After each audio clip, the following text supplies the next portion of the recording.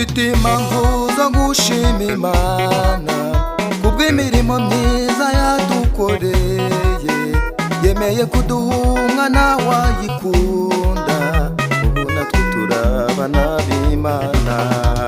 Dufite impamvu zo gushima Imana kubw'imirimo myiza yadukoreye, yemeye kuduha umwana wayikunda, ubu natwe turabana b'Imana. Werekera ndetse n'uyu munsi uko ruri Imana ntuhinduka, urinda ijambo ryawe wowe wivugiye, ukaririmba ibihe n'ibihe.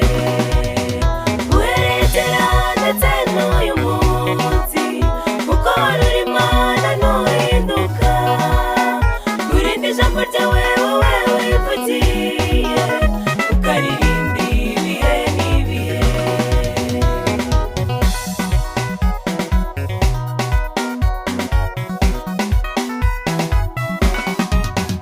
Ibidashoboka n'iby'Imana ishobora, kandi urufatiro rw'Imana ruracyariho, rwanditsweho ku Uwiteka z'abantu be, ibyiringiro byacu niho bituruka. Ibidashoboka n'iby'Imana ishobora, kandi urufatiro rw'Imana ruracyariho, rwanditsweho ku Uwiteka z'abantu be, ibyiringiro byacu niho bituruka. Werekera ndetse n'uyu munsi uko ruri Imana ntuhinduka, urinda ijambo ryawe wowe wivugiye, ukaririmba ibihe n'ibihe. Werekera ndetse n'uyu munsi uko ruri Imana ntuhinduka, urinda ijambo ryawe wowe wivugiye, ukaririmba ibihe n'ibihe.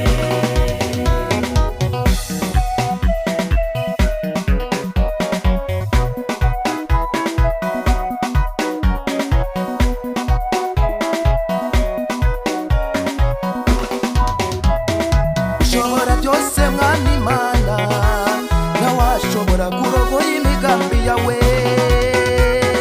Ushobora byose mwana Imana, ntawashobora kurogoya imigambi yawe.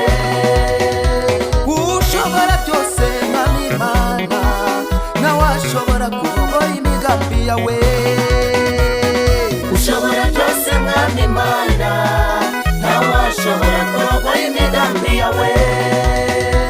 Ushobora byose mwana Imana, ntawashobora kurogoya imigambi yawe.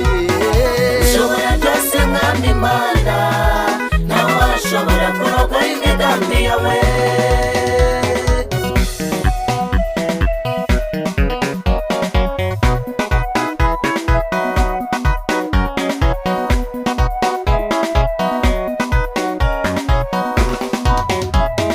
Ushobora byose mwana Imana, ntawashobora kurogoya imigambi yawe.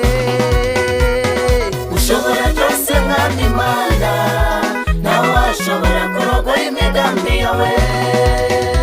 Ushobora byose mwana Imana, ntawashobora kurogoya imigambi yawe. Ushobora byose mwana Imana, ntawashobora kurogoya imigambi yawe.